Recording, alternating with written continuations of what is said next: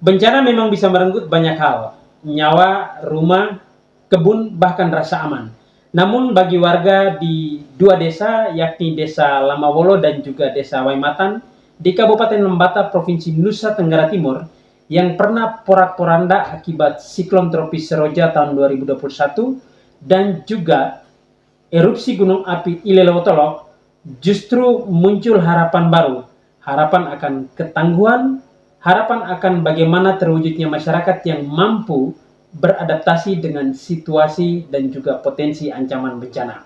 Selamat datang di AG Talks bersama dengan saya Andri Atagoran, dan kali ini kita akan berbicara tentang DREAMS, Disaster Resilience Through Education, Adaptation and Mitigation Strategies, sebuah program yang dijalankan oleh Yayasan IDEP Selaras Alam bersama dengan LSM Barakat di Kabupaten Lembata. Dan Bapak Ibu sekalian, teman-teman sekalian, kali ini sudah hadir bersama dengan saya ada dua perempuan cantik yang ada di depan saya ini. Yang pertama saya sapa ada Kak Ursula Langodai, Program Manager DREAMS dari LSM Barakat ya. Bagaimana kabar Kak Ur? Luar biasa. Luar biasa ya. Kak Ur, ini programnya masih jalan atau sudah selesai kan? Sudah selesai ya? Lalu yang berikut saya sapa juga ada Mama Emma Keron. Nah, Mama Emma ini Ketua Kelompok Masyarakat Penanggulangan Bencana atau KMPB dari Desa Waimatan ya, dari Desa Waimatan di Kecamatan Ileape Timur. Nah, bagaimana kabar Mama Emma? Kabar baik. Kabar baik ya. Mama Emma ini berapa bulan mengikuti program DREAMS ini Mama Emma? 10 bulan. 10 bulan ya? Iya. Ini waktu yang tidak pendek sebenarnya, waktu yang sangat cukup bagi masyarakat untuk belajar tentang ketangguhan bencana, adaptasi, dan juga mitigasi. Nah, teman-teman sekalian, sebelum kita lanjut berbicara tentang program DREAMS ini, saya mengajak kita sekalian untuk melihat cuplikan video yang satu ini. Check it out.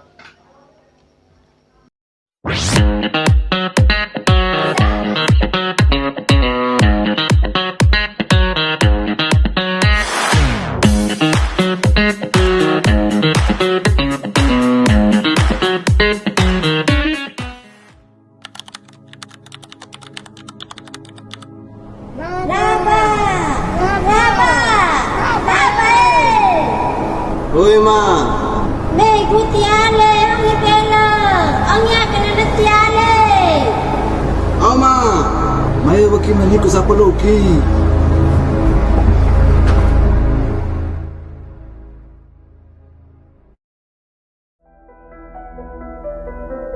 Kami di mana hanya karena bencana kemarin lalu hari ini berada di titik relokasi di Tanah Merah.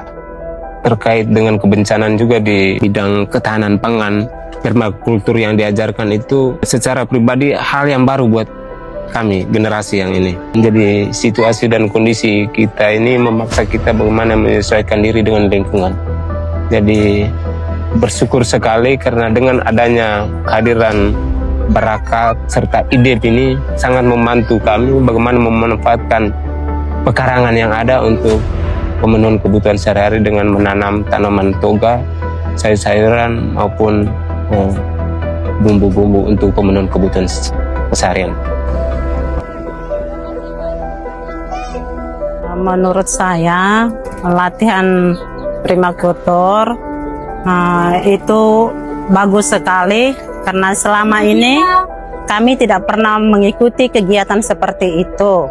Tetapi setelah kami mengikut permakultur, akhirnya di pekarangan kami bisa menanam sayur-sayuran sejenis bibit-bibit yang mereka, kakak-kakak IDEP mereka yang telah membagikan itu, kami menanam. Cara-caranya untuk kami menanam juga mereka tunjuk semua. Kami bisa tahu bagaimana selama ini kita cuma menanam, tapi dengan cara yang bagus, seperti yang diajarkan itu, kami menanam akhirnya tumbuh dengan sehat, subur, dan akhirnya berhasil juga. Kain sarung kalau model kayak begini bahasa di sini bilang batak rokong. Ada 2-3 jenis, ada 3. Ada sarung, ada tuh bahasa yang adat punya yang asli itu sarung merah, sarung heba. Itu nomor 2. Tidak ada halangan atau kita kerja setiap hari, berarti palingan 1 minggu, 2 minggu sudah. Bosan dong. Ya, Bosan turun lagi dan. tidak bosan. Ini untuk adat, jadi menyangkut adat, uang tidak ada, kita bisa jual. Kalau kelas 1 kan dia kan benang kita pintal, jadi kadang putus, jadi itu makan kadang 3 minggu, 4 minggu.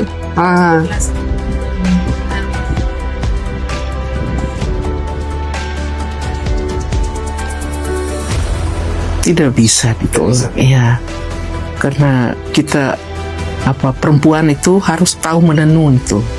Ya, kau yang ini pakai benang koko warna merah. Iya, memang. Ya, tapi ini yang dengan ini kalau benang koko ini dengan jual sekarang sudah lebih murah. Oh iya. Dari mama punya kan udah bisa pakai. iya. Yang ini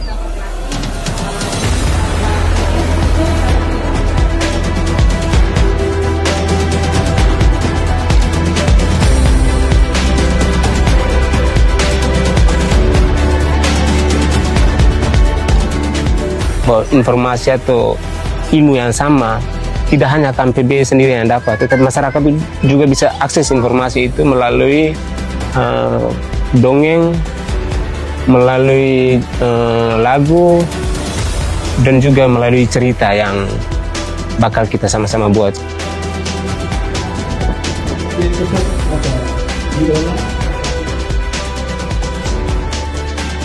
Mungkin 1-2 pesan yang dapat kami sampaikan untuk semua, bahwa tempat yang nyaman sekalipun di mata manusia belum tentu menjamin keselamatan kita. Oleh karena itu, berjaga-jagalah dan berwaspadalah, baik dari segi ketahanan pangan maupun mental dalam menghadapi situasi yang tidak pernah kita duga.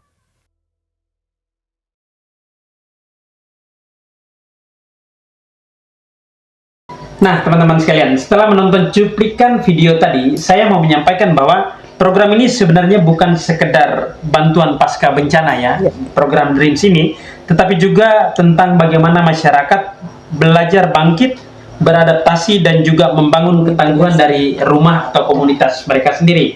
Dan saya pertama kali mau mengajak ngobrol dengan Kakak Ur dulu nih, Kak Ur. Kak Ur bisa ceritakan sedikit tentang program Dreams ini. Ini kira-kira apa latar belakangnya dan juga bagaimana tujuan besarnya itu seperti apa, Kakak? Oke, baik, terima kasih Kak Andri.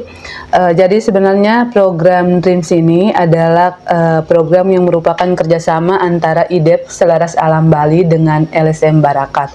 Ini sebenarnya lanjutan tahun kedua Kak Andri. Jadi di tahun pertama kita sudah melakukan program Dreams ini dijalankan di Desa Waimatan selama 6 bulan, dan di tahun kedua ini kita lanjut dari bulan Januari sampai dengan bulan Oktober tahun 2025. Jadi selama 10 bulan program ini merupakan dukungan dari Caterpillar Foundation melalui Myriad USA. Nah, program ini fokusnya pada penguatan ketahanan masyarakat terhadap bencana melalui pendidikan, adaptasi, dan mitigasi berbasis komunitas. Jadi untuk latar belakangnya sendiri kita semua juga tahu di masyarakat dari 2 desa sasaran kita, yaitu Waimatan dan Lamawolo, adalah penyintas akibat bencana Seroja seperti itu. Setelah mereka sampai di Tanah Merah, mereka harus beradaptasi dengan kehidupan yang jauh dari apa yang mereka bayangkan. Kalau di kampung mereka bisa memenuhi kebutuhan mereka dari apa yang ada di kebun mereka sendiri, sedangkan di Tanah Merah mereka harus memikirkan apa cara yang bisa kami lakukan agar kebutuhan kami setiap hari bisa terpenuhi seperti itu. Jadi sebenarnya di program ini harapannya adalah melalui pendekatan permakultur, kita berharap masyarakat bisa menanam tanaman antara sayuran maupun tanaman obat keluarga di pekarangan yang hanya dibilang sangat sempit juga, Sangat memang sempit, sangat sempit ya. sekali ya, sangat sempit, dimanfaatkan sedemikian rupa untuk bisa memenuhi kebutuhan pangan di dalam rumah tangganya, seperti itu kan. Nah, apakah ini juga menjadi alasan kenapa warga dua desa ini di Waimatan dan Lamawolo yang mendapatkan program ini atau mendapatkan manfaat dari program ini ya? Ini warga dua desa ini sudah berpindah ke pemukiman yang baru ya? Iya, benar di sekali kan. pemukiman Tanah Merah. Tanah Merah ya. Iya. Nah, ini kegiatannya apa saja Kakak yang dilakukan terkait dengan program Dreams ini? Untuk kegiatan sebenarnya banyak kan, Ri. Jadi dari awal kita mulai melakukan baseline data, kemudian asesmen, ada pelatihan permakultur, terus pelatihan pengurangan risiko bencana, simulasi, terus kita juga ada kegiatan di sekolah juga, Satuan Pendidikan Aman Bencana, ada kegiatan muro juga, dan juga ada kegiatan tenun. Berarti banyak ya kegiatannya? Benar, itu banyak ada sekali. semacam ada kegiatan-kegiatan pemberdayaan yang memang jatuh-jatuhnya itu ke upaya adaptasi dan juga mitigasi bencana untuk masyarakat. Luar biasa sekali ya. Nah,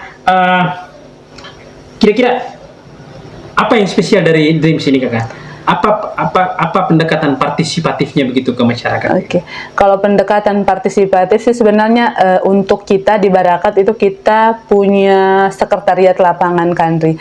Jadi bagaimana kami mendekatkan pelayanan atau pendampingan kami kepada masyarakat. Kami memiliki kantor lapangan ada di Desa Lamawolo. Jadi kami kemudian terlibat secara langsung dalam kegiatan-kegiatan masyarakat. Jadi kita punya demplot di dua desa, di Desa Waimatan dan juga di Desa Lamawolo.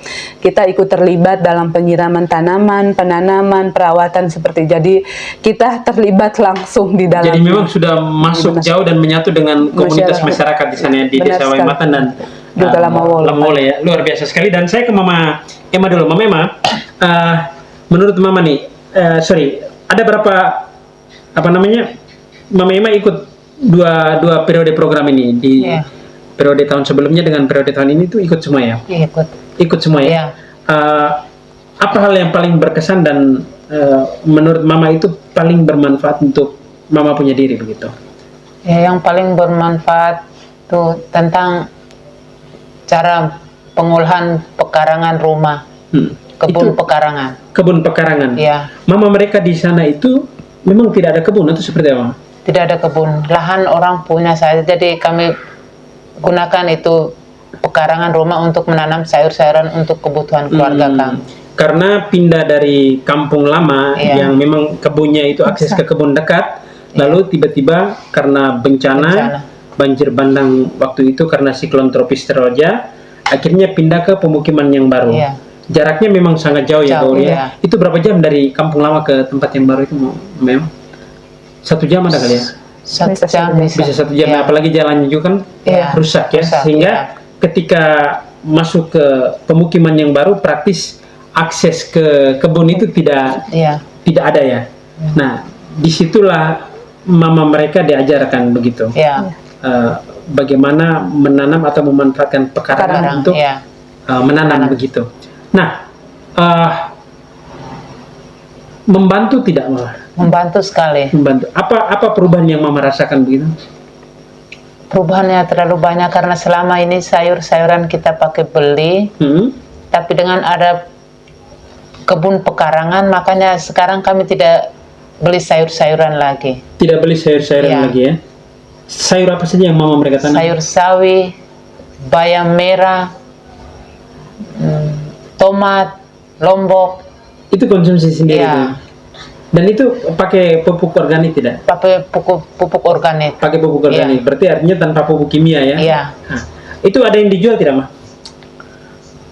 Kalau yang ada lebih dijual untuk beli air. Oke. Karena di sana airnya susah. Iya, kalau ada yang lebih ya. Iya. Kalau misalnya tidak ada, cukup untuk makan. Untuk makan. Yang penting kita tidak mengeluarkan uang untuk beli sayur. Ini juga sebenarnya salah satu konsep manajemen keuangan ya. Kalau misalnya bisa kita produksi sendiri, buat apa harus beli begitu ya. Menarik ini. Mama, setelah ikut kegiatan Dreams itu, apa perubahan yang Mama rasakan di kebun, di rumah atau di komunitas sendiri? Kan tadi Kak Ur sudah jelaskan juga tuh, tidak hanya soal permakultur saja ya, tapi juga bagaimana melatih masyarakat untuk beradaptasi dengan ancaman bencana di apa namanya, di pemukiman yang baru misalnya. Itu perubahan yang mama mereka rasakan tuh apa, khususnya untuk seluruh masyarakat begitu tuh? Dari sisi pengetahuan itu seperti apa, mama? Dari sisi pengetahuan, dengan adanya program ini juga kami bisa tahu apa tentang kebencanaan. Karena selama ini di kampung lama itu kami tidak pernah diberi pelatihan, simulasi. Jadi dengan adanya program ini kami dilatih untuk bisa tahu cara kita lari dari rumah menuju ke titik kumpul, harus ada jalur evakuasinya. Oke. Nah itu mama mereka belajar semua itu. Iya. Menurut mama, perubahan itu memang sangat besar begitu. Iya. Sebelumnya tidak pernah dapat latihan begitu. Iya. Seberapa banyak latihan yang diberikan kepada masyarakat di sana dalam program ini? Terlalu banyak rutin, karena rutin dikasih belajar tuh cara mengangkat apa korban dengan alat-alat untuk kasih apa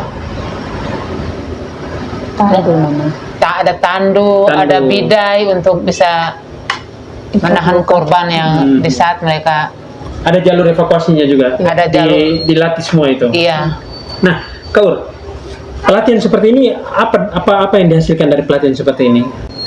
Kita sebenarnya harapannya adalah sebenarnya ancaman bencana kita mau dimanapun juga bencana pasti tetap akan ada dan bisa terjadi kapan saja, Kandri. Jadi harapan kita sebenarnya dengan dilatih atau dilakukan simulasi, masyarakat secara perlahan mulai beradaptasi dan bisa tahu nih ketika terjadi bencana, misalnya erupsi, apa saja yang harus saya lakukan. Karena di desa juga kita sudah memasang jalur-jalur evakuasi di setiap lorong-lorong. Terus mereka juga ada titik kumpul, ada peta jalur evakuasi juga seperti itu. Jadi harapannya masyarakat bisa memanfaatkan jalur-jalur yang sudah kita pasang untuk bagaimana mereka bisa siap dan siaga ketika bencana memang benar-benar terjadi seperti itu. Ini masyarakat pindah ke lokasi yang baru nih, Kak. Tetap saja potensi ancaman itu pasti ada ya? Tetap. Apa ancaman bencana yang baru di pemukiman yang baru ini? Kemarin berdasarkan kajian resiko sih kalau di desa Waimatan kita ada erupsi gunung tetap ada, mereka akan tetap terpapar abu vulkanik. Sedangkan di desa Lamawolo tetap ada angin kencang dan juga erupsi. Jadi kita kemarin ada 3 ancaman, kan, seperti itu. Nah, Mama Emma, praktek yang mama mereka belajar di kebun kecil itu apakah nanti bisa diadopsi di kebun yang lebih besar begitu? Mungkin di sana itu ada peluang tidak untuk bisa menggarap masyarakat atau masyarakat lokal punya tanah begitu? Bisa. Apakah itu nanti bisa diterapkan begitu di misalnya kalau misalnya mama mereka dapat kebun yang baru nih? Ya, kalau untuk kebun yang baru nanti kami yang sekarang ini kami sedang memperluas kebun yang baru juga untuk ada kebunnya ya? Iya, di Dusun 3. Itu seberapa luas semua? Besar lah ya? Besar juga. Itu diolah bersama atau hanya? Diolah oleh kelompok KMPB. Oleh kelompok KMPB? Iya. Satu kelompok itu berapa orang sih, Mama? 30 orang? Iya. Untuk di desa Waimatan ya? Kalau di desa Lamawolo ada berapa? Sama juga. 30 juga? Iya. Mama, dari 30 anggota kelompok ini, kalau misalnya program ini kan sudah selesai ini, Mama. Kalau misalnya nanti sudah selesai ini, kira-kira apa yang Mama mereka lakukan dengan kelompok ini? Kelompok kami akan terus lanjut untuk tetap menanam. Tetap menanam? Iya. Jadi jalan terus itu ya? Iya. Ada kegiatan lain tidak selain menanam? Menanam sayur-sayuran saja. Menanam sayur-sayuran saja. Apa harapan Mama untuk program ini ke depan begitu? Apakah mau program ini datang lagi untuk pelatihan lagi atau seperti apa? Kami dari anggota KMPB itu ingin dan mau lagi untuk program ini masuk di Desa Waimatan. Masuk di Desa Waimatan ya? Karena ilmu banyak. Ilmu banyak ya. Artinya bahwa di balik bencana itu ada pelajaran berharga yang kita dapat ya. Nah, yang kita dapat. Nah, Mama, dulu pada saat bencana itu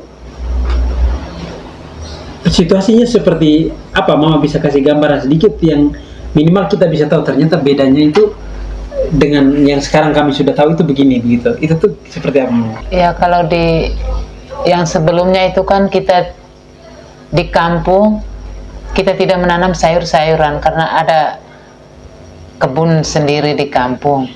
Jadi kita masa bodoh begitu? Iya, masa bodoh untuk menanam sayur-sayuran, tapi hanya kita pindah di lokasi baru kita harus menanam sayur-sayuran karena semuanya pakai beli ya, Ma. Jadi harus menanam sendiri. Harus menanam sendiri ya. Iya.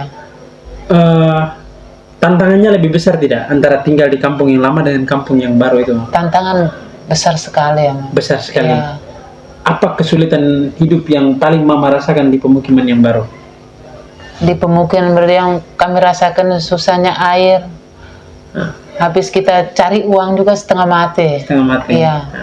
Jadi dengan tanaman pekarangan itu minimal memberikan harapan baru gitu ya, bahwa kalau beras misalnya kita harus pakai beli, minimal sayur kan kita tidak beli toh. Nah, Kaur, dari perspektif tim pelaksana nih, apa pelajaran penting selama mendampingi masyarakat di 2 desa ini?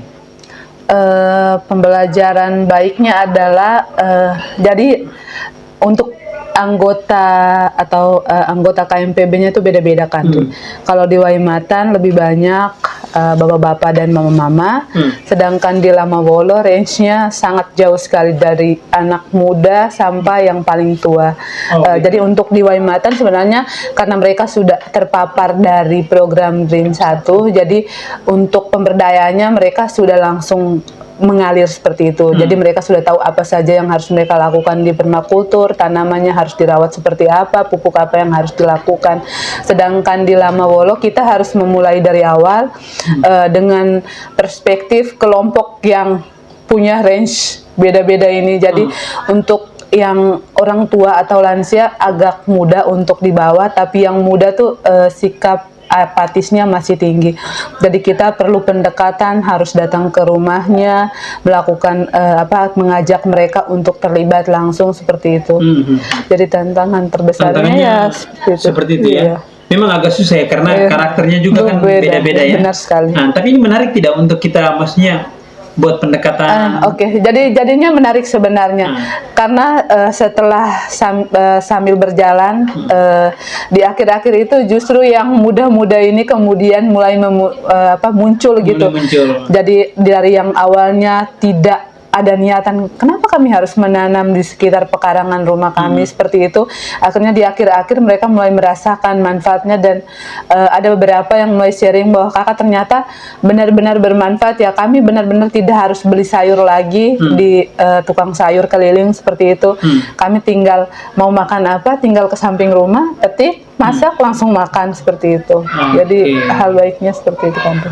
Mama, berapa banyak sayur yang Mama hasilkan?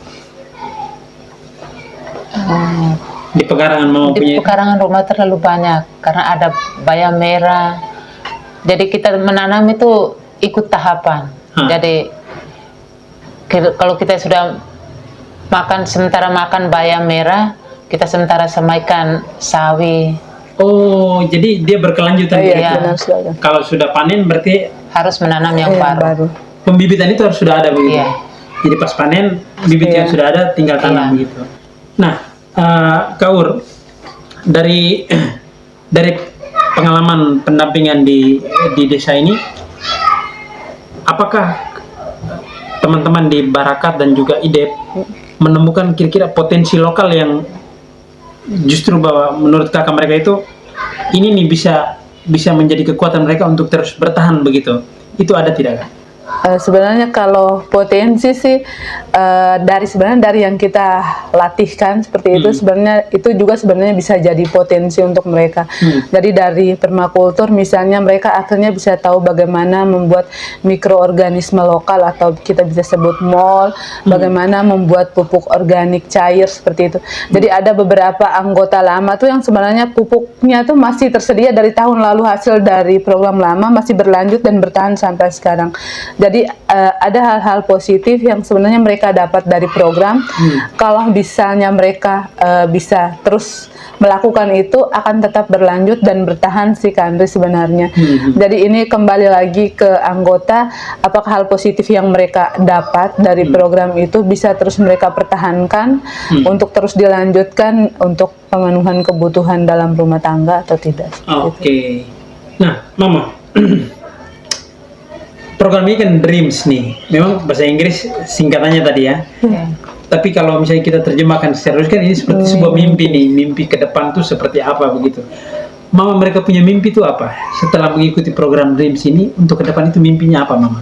Bagi Mama itu yang ke depannya itu saya lebih, maksudnya saya bisa mencari lahan yang lebih luas lagi supaya saya bisa tanam untuk makan dan juga untuk bisa dijual. Untuk bisa dijual. Nah, selain bertani ada tidak mata pencarian lain? Ada. Apa tuh? Mama, mata pencarian saya itu saya titi jagung dengan masak arak, tapi orang iris tuang baru Mama masak. Nah, berbicara soal jagung dan arak ini kan sebenarnya kita punya potensi lokal juga ya. Apakah Barakat dan IDIP juga menyentuh di sini nih? Benar sekali. Di program juga kita sebenarnya kita juga membantu memfasilitasi masyarakat dari produk yang mereka hasilkan, kita bantu untuk pasarkan Kak Andri. Jadi untuk kali ini produk yang dihasilkan itu seperti yang tadi Mama sebutkan, ada jagung titi, ada arak, terus kita juga ada bumbu kering, ikan kering, ya Ma ya, dan minyak kelapa. Itu produk-produk yang dihasilkan oleh anggota KMPB. Harapannya dari produk-produk ini juga bisa menambah pundi-pundi seperti itu untuk ekonomi mereka. Berarti Barakat ini sudah memfasilitasi masyarakat untuk menanam permakultur, memberikan pelatihan PRB atau pengurangan risiko bencana. Lalu di sisi lain juga bagaimana melatih masyarakat untuk memasarkan produk atau pengolahan pasca produksi lah. Begitu banyak kegiatan yang dilakukan di sana, itu pertanyaannya bagaimana dukungan pemerintah desa di sana? Itu kira-kira seperti apa, Kawan? Kalau untuk dukungan pemerintah desa sih sebenarnya dari dua desa sangat luar biasa kan.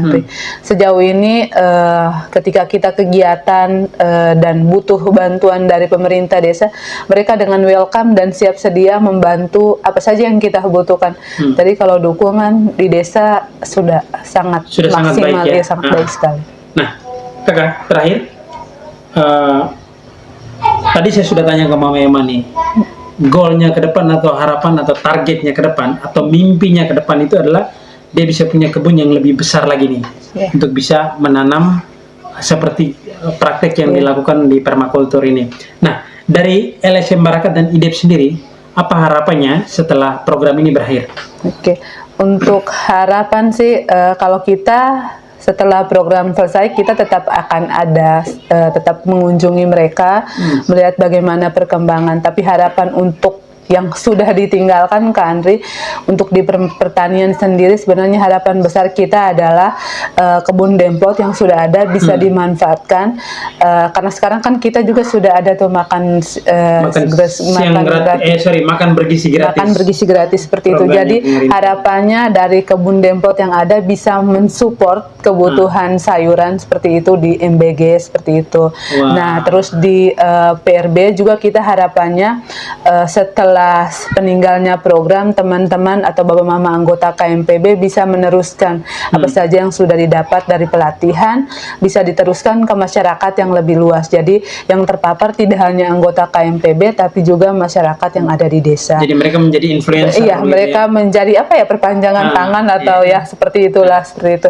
Terus juga kita juga masih ada muro. Untuk muro sendiri sebenarnya di Lamawolo memang sudah ada, tapi di Waimatan kita harapannya akan akan ada muro juga di Desa Waimatan.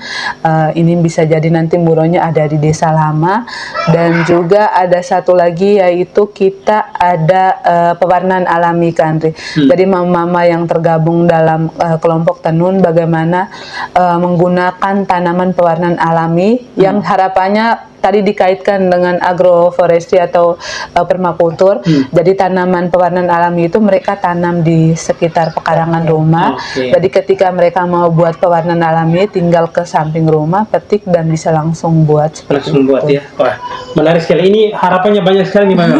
Mudah-mudahan ya dari IDEP dan Barakat punya mimpi atau punya harapan tuh sangat banyak nih. Nah, kita berharap mudah-mudahan kelompok masyarakat penanggulangan bencana atau KMBB di 2 desa ini bisa mewujudkan harapan-harapan dari IDEP dan LSM Barakat ini. Kaur, Mama Emma, terima kasih banyak sudah berbagi tentang program ini. Ini sesuatu yang sangat luar biasa. Saya menangkap bahwa di balik bencana besar siklon tropis Seroja tahun 2021 dan juga erupsi gunung api yang juga menyebabkan mereka harus mengungsi di tempat pengungsian atau relokasi, tempat relokasi yang pemukiman yang baru. Di balik itu semua itu sebenarnya ada sebuah harapan juga ya. Ada sebuah harapan baru bagaimana masyarakat bisa lebih tangguh lagi menghadapi bencana, lebih mampu lagi beradaptasi dengan situasi baru di pemukiman yang baru, dan juga mampu beradaptasi dengan perubahan iklim. Dan yang terpenting tadi, ini sebenarnya suara yang muncul, suara real dari masyarakat bahwa produksi atau produk sayur-sayuran hasil dari pelatihan permakultur jika nanti dikembangkan lebih besar, mudah-mudahan mampu menyuplai program makan bergizi gratis dari pemerintah Republik Indonesia. Dan ini sebenarnya yang harus poin pentingnya itu di sini, bagaimana tantangan dijadikan peluang begitu untuk bisa memberikan tambahan penghasilan bagi masyarakat setempat, yakni di Desa Waimatan dan juga di Desa Lamawolo. Teman-teman sekalian, Kaur, Mama Emma, terima kasih banyak sudah berbagi, dan semoga teman-teman sekalian kita semua juga bisa terinspirasi atau juga mampu menyelami lebih jauh bagaimana masyarakat yang terpuruk atau porak-poranda akibat bencana mampu bangkit untuk menghadapi tantangan-tantangan ke depannya. Terima kasih sekali lagi untuk Kaur dan Mama Emma, dan kita akan berjumpa di episode selanjutnya. Ciao.